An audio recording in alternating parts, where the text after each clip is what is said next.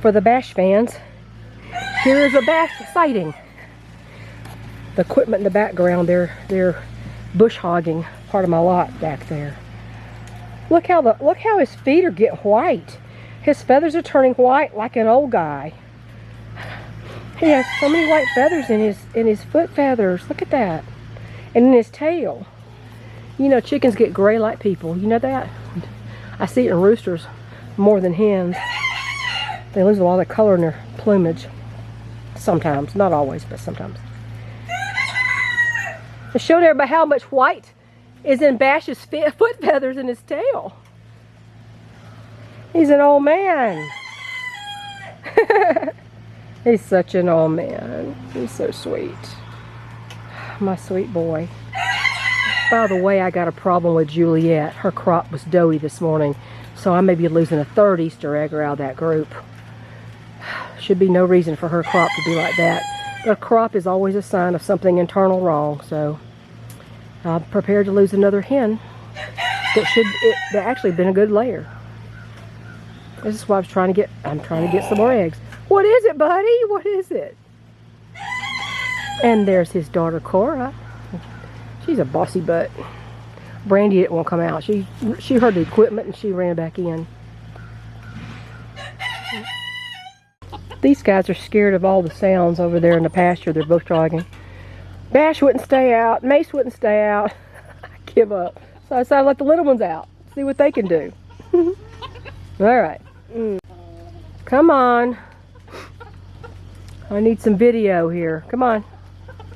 Let me see about that. Let me see if I get that right there. Come on. Come on, you guys. Come on.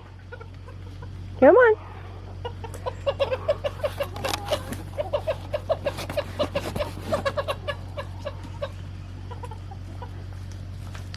They do not want to come out because they hear that equipment and there's strange people walking around. Oh, my hand's shaking. Guess I should hold it by the gimbal thing. Let's see if I can get this back up there. Okay? There you go. How's that? Oops, sorry.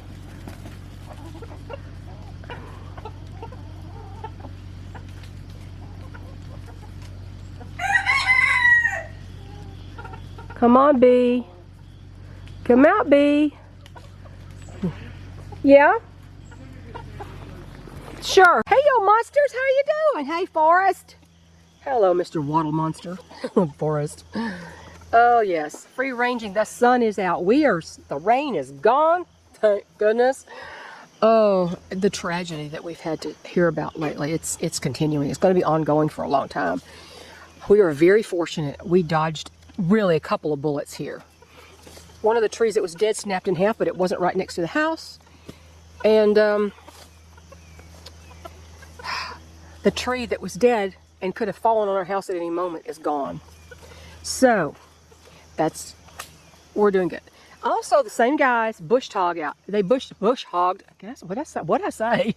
They bush hogged out there.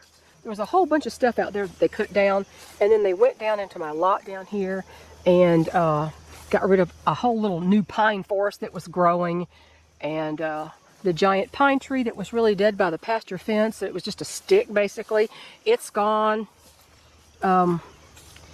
They did a really good job out here, and now I can actually go down into my bottom lot and walk the old logging road all the way down to the little driveway that comes out into the road on the north side of the property. So there's another.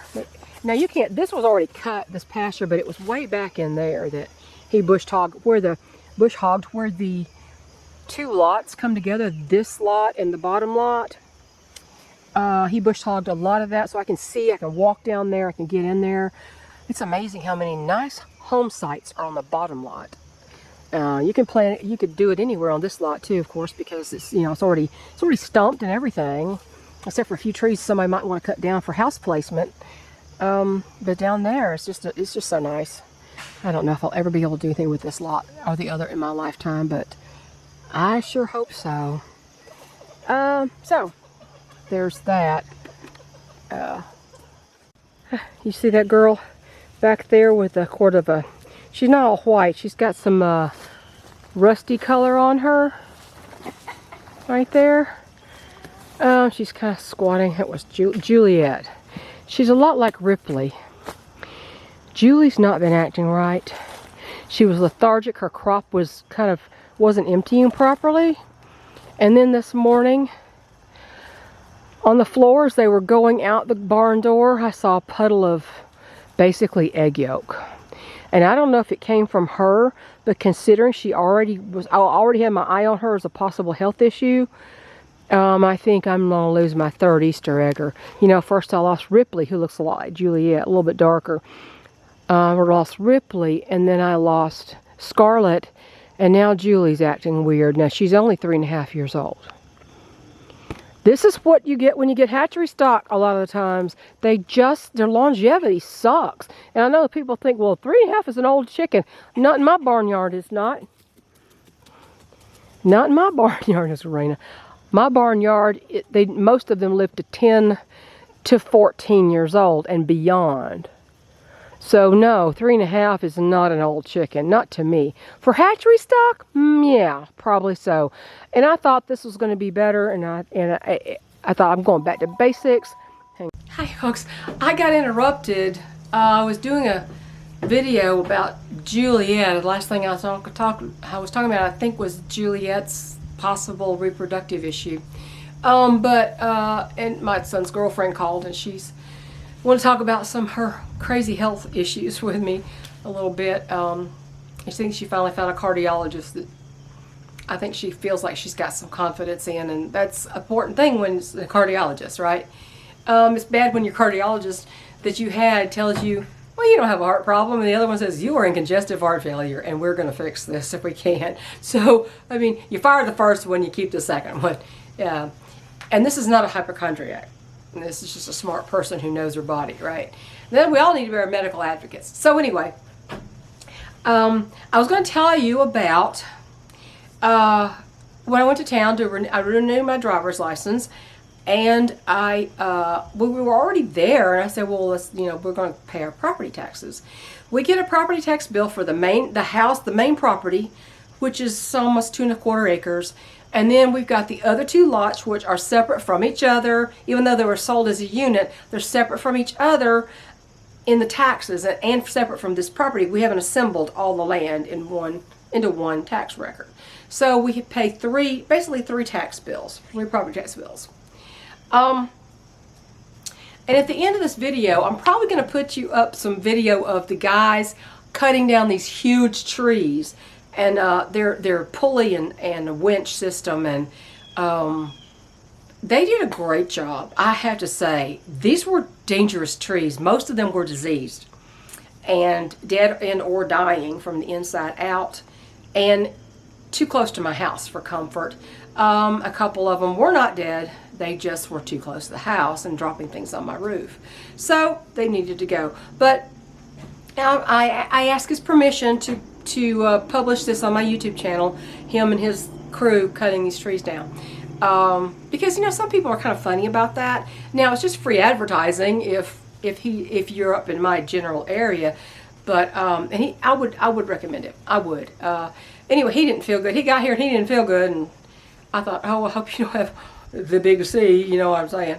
And he said, but don't get too close to me.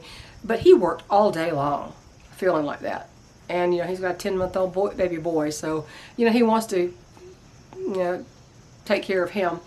Anyway, so I may put those at the end, and or I may have already stuck them in the middle. But when I went to town, you know, this started about several weeks ago when we get our property tax estimate for the year. That gives you time, you know, they do that, and that gives you time to dispute the amount or whatever you want to dispute about it before they actually send you the bill. And the property taxes are not really due until the middle of December. So we got that, and I went, this seems very low. I mean, today, in today's age, and the skyrocketing property values, including mine, I said, this seems really low. And my friend says, well, it might be a mistake. And so I said, well, we'll just see when they send the bill, what they send. Well, according to, now remember, we've been here 22 years. My husband's 71 years old, and there are homestead exemptions, and it's a homestead exemption, and there's some kind of other exemptions, and our governor Kemp did something to reduce the millage rate, and I don't know how temporary that is, but anyway, the estimate for this, let's not talk about the other two lots, but the estimate for this property with the house and the barn and the driveway and all that kind of stuff, all the other outbuildings, the estimate for property taxes for this year was $93. I'm like, what? $93 for this? They say my house is worth between $350,000 and $400,000 now, and it's $93? That doesn't make any sense. So I thought, well, we'll just wait for the bill to come in. Maybe they made a mistake. Maybe it was some kind of glitch or something. And then the bill came for this and the other two lots. And I looked at it, and it was even less. It was $83. And I thought, what? Because last year it was $239, which is still very low, okay? We've paid as much as $700 the time we've lived here for property taxes. Well, obviously, then my husband wasn't as old as he is, and they've done other things with the millage rate and the exemptions and all, whatever the hocus pocus they're doing to get the number, it's changed dramatically. So last year it's $239, and this year it is $83. All three together, this and the other two lots together, were $150. So $83. I'm like, what? What? So, we go up there to the tax office, and I said, why is this so low? Not that I'm complaining about paying less taxes. In fact, I really shouldn't. I don't even want to pay any taxes. I don't think someone who owns their property outright should ever pay property tax again. Ever. That's like paying rent on something that you actually own and you worked your butt off for and you spent all your hard-earned money for, and then they tax you, and you're paying for it with taxed money, and then they tax you for the property every year. So I don't think anybody should be property taxes, but I said, not that I'm complaining about being so low, but why is it so low? And, so I said, well, there were several tax breaks that came in, and the millage rate reduced, and, your husband's age, blah, blah, blah. So anyway, they said it was correct. Correct. So, this county has much lower property taxes than most counties in the whole state, along with other mountain counties. So anyway, yeah. And on top of that, when we paid the extra money for our vehicle insurance, because we changed from a liability only vehicle to older vehicle to one that was newer and has full coverage on it and that kind of thing. And so the extra money over what we'd already paid for the other vehicle was about $400. And when we paid it 2 months later, they still hadn't cleared. And that's instant. When you give them a check with them, or give them a check for them to get your account number, it's instant. Well, it still wasn't in the accounts. It was still outstanding. And we called them, and they said, well, it shows you paid your vehicle insurance. Your insurance is paid up for the year. And then they said, maybe you should go check with your bank. So we go check with the bank, and they said, well, nothing's come in for that amount. And they said, you won't believe how many times they have a number off on your account when they input it, and it goes, and the money's pulled from someone else's account. And some of these people have so much money in their accounts that they never would notice $400. And I'm thinking, well, that makes me feel bad, even though it's not my fault. But they won't let me pay because it would be an overpay. Their books say it's paid. So only thing I can do is say I have a hidden balance in my checkbook of $400, and just in case they ever come in and say, well, we figured out what happened. So I've got the car insurance, something weird happened with. The homeowner's insurance, something weird happened with. It's like, don't look a gift horse in the mouth, I guess. You know, I don't know. I said, well, you know, we were saying, well, you know, we just don't want to have the county come down and go, well, you know, your property's being sold on the courthouse steps because you didn't pay your taxes or something, even though it was their fault. But you know how the government is. Government can mess up anything. So that's what happened with that. And the Hurricane Helene, the devastation, and people are, the bodies are still floating. The stench is unimaginable, according to a local. And FEMA is not doing anything for them, or not doing enough. They're making a show of doing something. And yet, they're really not doing, and they're denying people the ability to go in there and take supplies. And one woman who actually has ties to East Palestine, Ohio. That's how the creator, the YouTube reporter, got hold of her, because her sister lives there in East Palestine, Ohio, and now she's living outside of Asheville. Now, her house itself was not that badly damaged.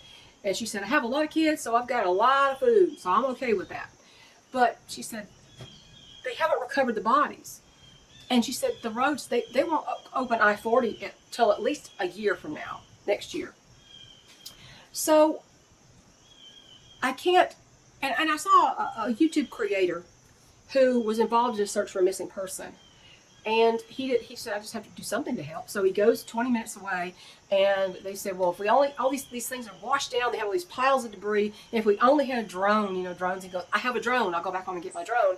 And he did, and he said, by then you realize there were other people with drones, and everybody was, you know, using their drones to look and see where they should actually go to search, looking at questionable things. And he was in the middle of this search party when using binoculars and all this stuff, and they saw vultures circling, and they were looking for one particular man among 150 that were missing. They were looking for this one particular man. His uncle was out there looking for him, and this guy met his uncle. And when they reported the area where the vultures were circling, it was somewhat a big debris pile, and it turned out that there was a human body down there. And he said he was actually beside himself. He was so choked up. He said I wanted to help, but you know, it was just really affecting him. And he said, well, there's 150 missing. He goes, well, 149 now. Or maybe this was somebody who wasn't even reported missing, though. I mean, that's the thing. A lot of these people, they don't even know we're missing. The body count is going to be higher, way higher than it is now. And you talk about why were they not prepared? Well, I'm sure a lot of these people were prepared. That's the problem. But this is what I want to say about something. I want to say something about your picking your homestead. A lot of these places where people died, they were in the low ground. I'm on a small mountain. My house sits at the highest point of my property, my entire property, and everything drains quickly downhill, down the mountain for me on all sides. And if the rain came hard and fast and furious, and it's something puddle, it's gone within minutes. So we're not in a flood zone, and we're not anywhere ever likely to be flooded. Even the basement is, you know, we don't have any way it's going to actually be flooded.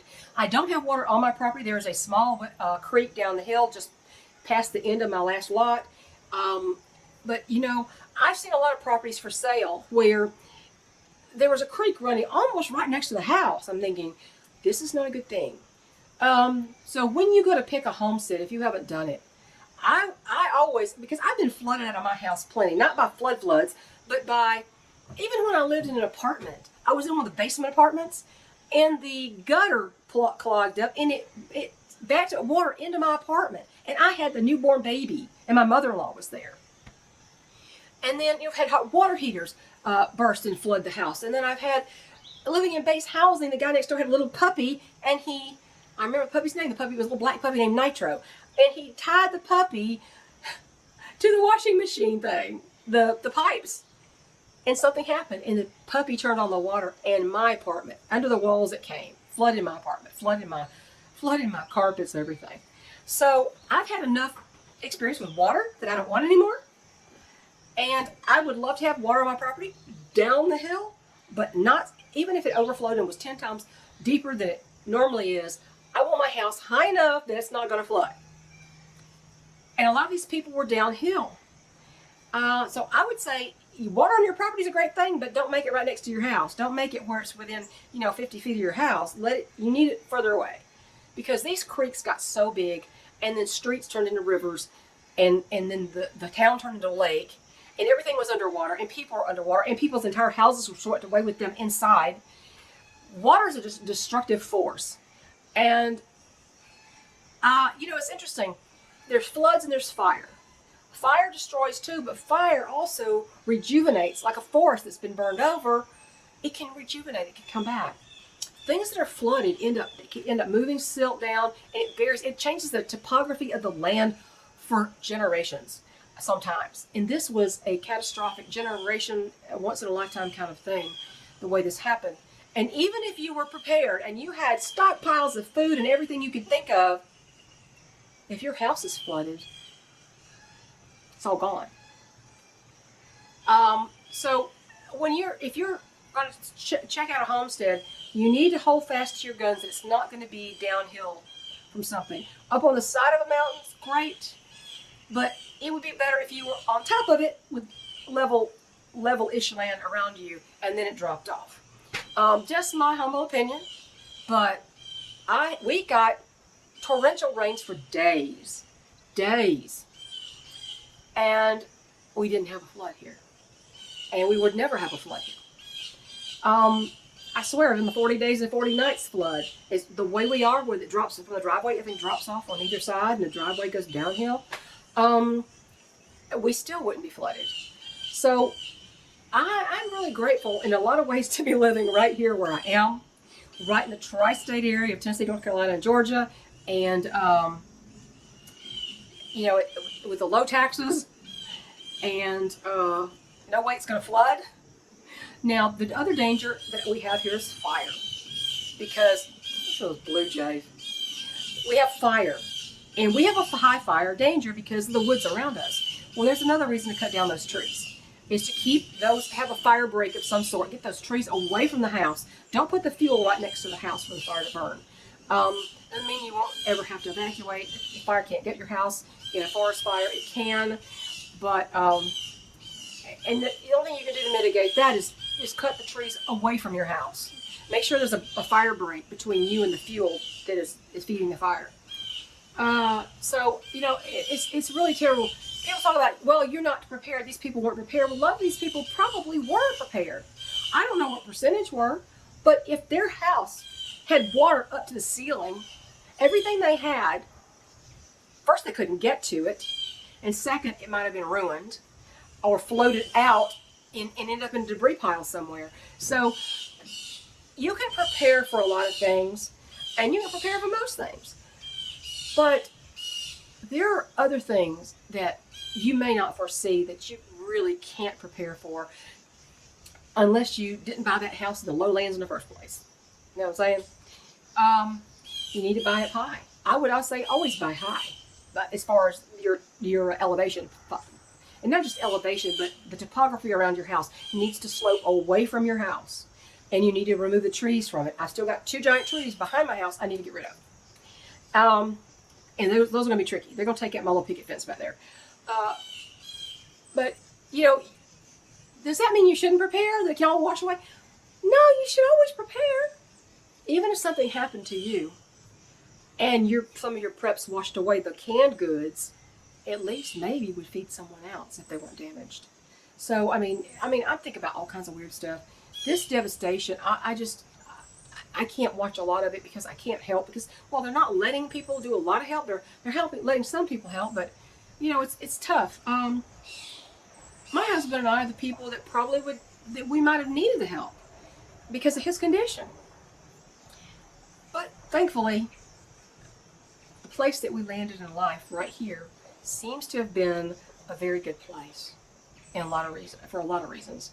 And I love this land here, and I'm just glad that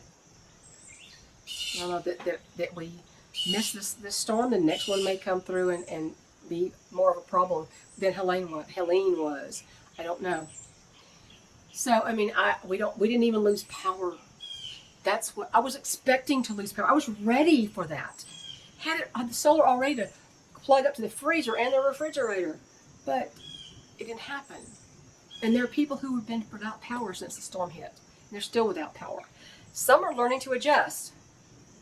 The people who already had a self-sufficient mindset, they were somewhat prepared to go into the, hard life mode, to get their water, to run the generators periodically, to fill the well diaphragm, and then turn off the generator, because the well pump is one of the highest usages of electricity that you have in your home if you have a well. And I tell you, I am also glad to have a well. I would not buy a house that had public water. I've been there, done that. No, thank you. I don't want to have to be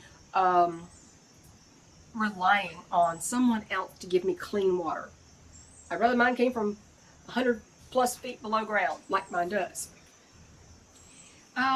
So I don't know what else there is to say. This is a long video. I just wanted to catch up on a lot of things, and I'm working on my quilt. I'll show you that when I'm done. I'm glad some of you really enjoyed the free motion quilting interlude there that I had.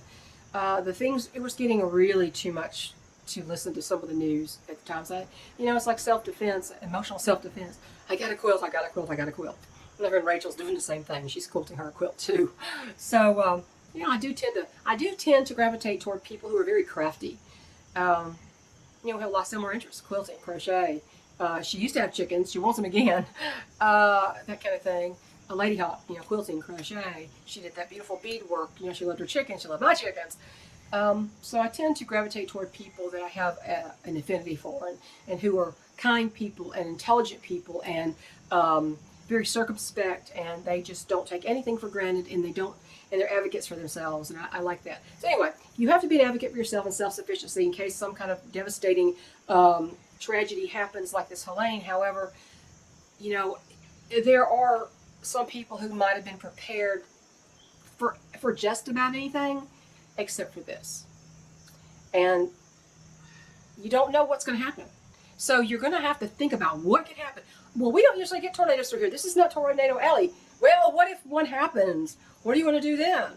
It's one of those, don't never say never, never assume it's not going to happen. So I need to quit rambling. This is going to be a way longer video than I intended, and I've got to go check on the chickens. I just don't know about what's going to happen with Juliet. And I need to pick her up and check her for bloated abdomen. She's one of these that doesn't like to be picked up, so she'll run from me unless I corner her. So I need to, check her abdomen for bloating, since the egg yolk was on the barn floor this morning. Not good. Puddle of egg yolk, never good. So, catch y'all later. Have a good weekend. Bye, y'all.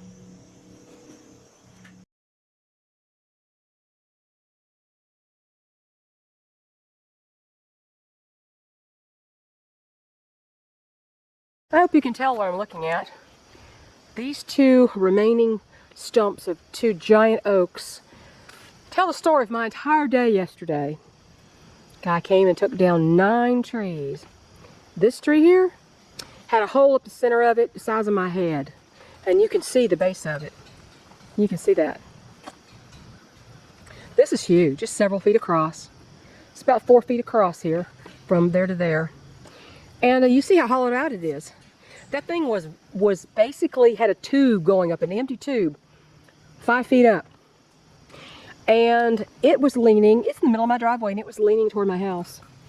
He had come out about 3 weeks ago, and he said, this tree right here is partly hollow. He said, I don't know if it's all hollow, but he says pretty much hollow.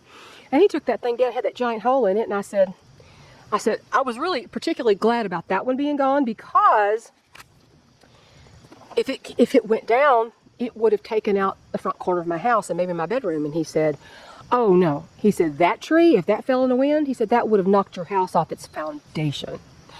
So he said, you guys were lucky, because I just went through Hurricane Helene, and that thing was like that in that condition.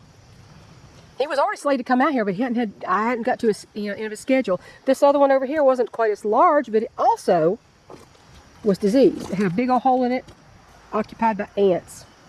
So, yeah. So those two are gone. Hallelujah. Guy's coming today to grind the stumps. He couldn't make it yesterday.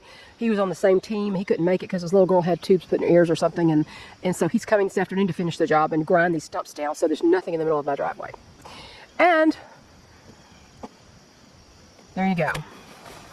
This is not all the wood. This is only the wood from a couple of trees. Okay, this is only the wood for these couple of trees in the driveway.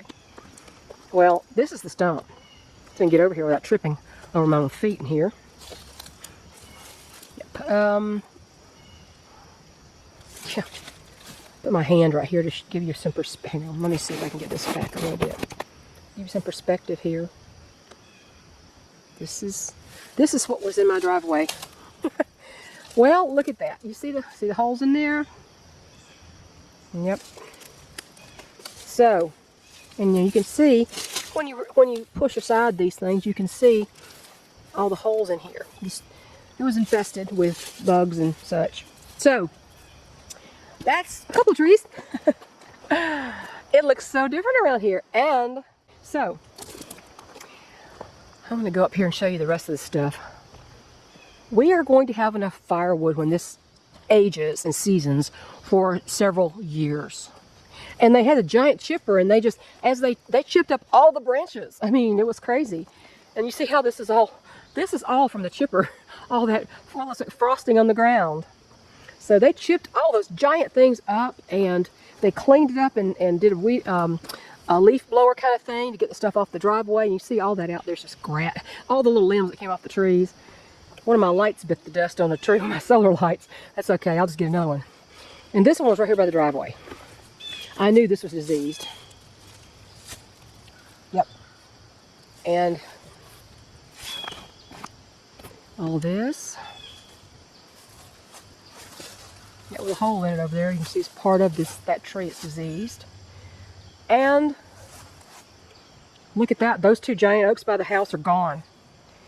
He wasn't even slated to do this too, and he said, I can do this. I'll give you a quote right now. He said, it won't cost you a whole lot. And he said, I'll just go ahead and do that now while I got my equipment here.